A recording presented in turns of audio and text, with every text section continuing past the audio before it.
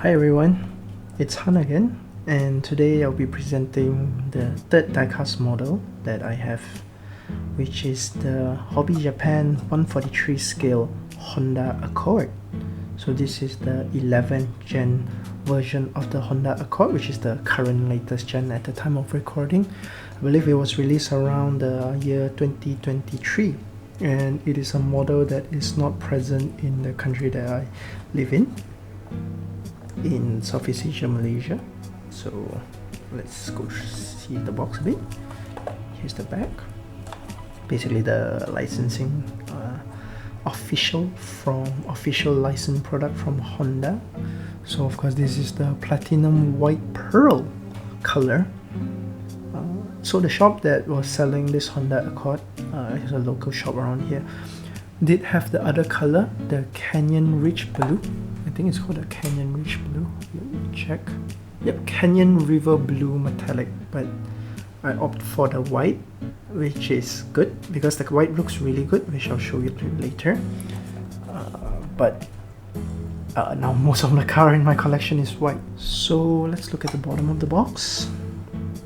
Most of it is in Japanese, the instruction, but I guess it's in English here as well. This is product of a precision scale and not a toy, but it's quite like a toy. So this is made by HobbyJapan again. So this is my second model from HobbyJapan. I believe this one was released in the year 2024, around there, at least from what I checked from Diecast websites. So let's move it from this box and have a look of more detail of this car or diecast. So here it is in its dual casing. The casing of this one is harder to remove compared to the Civic because it does have lock at the bottom here. So let's try to remove it carefully, because previously I removed this not that carefully and already got some chip damage from the acrylic box. I think it's around here somewhere, which is not ideal and make me sad, but yeah, let's put this at one side. So here's the car in all its glory. So the first time when I looked at this model, the thing that impressed me the most, I think, from HobbyJapan's model, because you can't really see it from the Civic Type R that I had previously, is the white. The platinum white pearl paint finish from this model looks just like the platinum white in real life. Of course we don't have the Accord in the place that I stay, but a lot of other Hondas like the normal Civic FE along with the Honda HRV does have the platinum white pearl, and the white actually glitters, and the diecast model here actually glitters as well, just like in real life. So really cool detail. So the side of the car, if we look at it, is that similar to the previous HobbyJapan, is that it does come with brake discs and calipers, something I really like compared to some other diecast manufacturers. Having the brakes is very nice. These are 5-spoke wheels with, we can see the 5 lug nuts from here. Wow, look at that. So here's how the front of the car looks.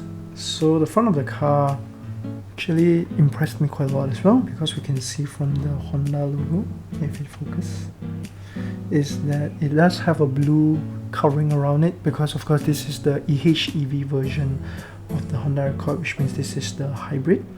So the Honda Accord of the 11th gen, even though we don't have it here, is that it does run, it does have 2 engine options, one being the 1.5 liter turbo engine, the L15B7. I think that one's a very common 1.5 liter turbo engine that Honda uses on their Civic and the HRV on international markets. And then this one, the hybrid, uses the LC5 something, the hybrid motor. So yeah, it's also running on the L series, but of course the hybrid motor is a 2 liter engine, and looking at those reviews of what people talk about this car is that it delivers quite smooth power delivery, but it's not particularly fast. I guess you're not looking for a fast car if you go for a Accord. So this is the rear. You can see the focus. Honda Accord, and here's the EHEV tag again, the side here.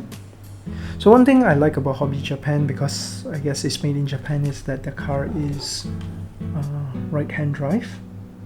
Because the country I live in, Malaysia, is right-hand drive as well, I would prefer the car to be right-hand drive. See from the inside, the infotainment. So the Accord does have a bigger infotainment screen compared to the Honda Civic, but most of the Honda interior looks kind of the same. They all have the honeycomb mesh design on the inside. For the aircon, I mean, most people say it does look nice. I mean, even the Honda City uses the same knob, but it doesn't have the mesh. But yeah, I think that's the design language they're going for these days. But one of the highlights of Hobby Japan's car for me that always impressed me is their lights. The mount detail unit is really, really good.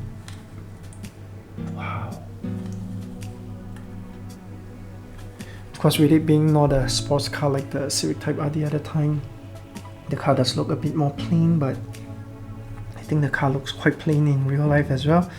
So it's not the thing about the diecast. I think the diecast is very, very detailed. Because the shape of the Honda Accord is very long. It has a very long wheelbase at about 2,830, making it a very long car. And it does have a longer overhang compared to the previous Gen 10 Gen Honda Accord. So if you compare it even with my real life car, which is the Honda HRV/Bezel, let's put them side by side. By holding it, you can see that the Accord is, damn, it's almost half a car length longer than the Honda HRV. The Honda HRV is not exactly a big car, it's a subcompact SUV, but that really puts it into perspective of how big these D-segment mid-size cars are. Even compare next to the Honda Civic Type R. Take out the acrylic box. Because both of these are made by Hobby Japan, so I imagine the scale is quite accurate to each other. So you can see, of course, the Type R being a hatchback is not going to be that long, but wow, look at how long the Accord is. So of course, detail of the Hobby Japan, it does have the shark fin antenna, fuel filler cap. I mean, 143 scale cars have always been very, very detailed. Very subtle looking car, I think. But yeah, in terms of history, there's not much to talk about. The Honda Accord was first designed and made in the 1976. Starting at second generation, it was sold in Malaysia, which is the country I was from, where I am. And they start to build Honda Accords in their own country as well. However, they built all the way until the 10th gen, and then they decided not to continue with the 11th gen due to the declining sales of the Honda Accord. I feel like this mainly thanks to a market shift with compact SUVs like the Honda HRV kind of car being more popular than sedans and even hatchbacks these days. It's the go-to car size. Because the Honda Accord went through a life cycle of sort, where it starts to become a mid-size car, which is a D-segment car starting at 1989. I believe that was either the 4th or the 5th gen Honda Accord, where they start to really grow in size, and it differentiates itself with the Honda Civic. Of course, then the Honda Civic also grew, with it becoming a C-segment car. I think it started life as a B-segment car, and now the B-segment Honda Civic is replaced by the B-segment Honda City. But I got a feeling the City is also growing quite a lot in size. It is getting quite long, so yeah. There used to be another Honda one size up from the Honda Accord, and that's the Honda Legend. So the Honda Legend is the E-segment full-size sedan from Honda, but I don't think they manufacture the Legend anymore. The Legend also never made its way into the country that I'm at, so I never had a chance to see how it looks like. I guess a diecast would be the closest we can see for the Honda Accord. One thing sad about the newer Hondas is that they stopped putting chrome on their door. Or maybe some people don't like that, but I think it's a nice touch for the higher variant. Kind of distinguish your car from the lower variant. I believe these are the 19-inch rims, and the lower variant of the Accord uses 17 from what I see of the review. Okay, so that's all for the Honda Accord 143 diecast. Hope you guys enjoyed. Look at the inside again, a bit, can't really see though. The tinting of the HobbyJapan is quite thick.